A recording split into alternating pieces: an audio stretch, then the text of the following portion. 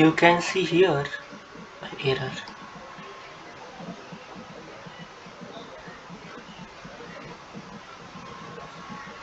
XML document from ClassPath resource file not found exception. So here is a solution. You just have to create new source folder name as resource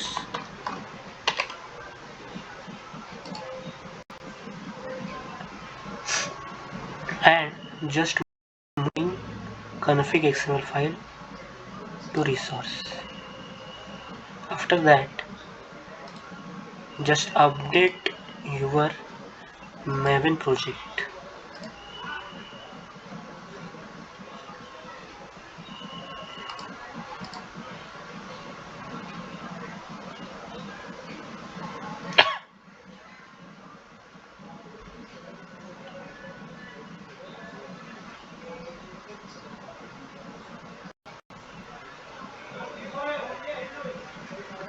Then just run the program.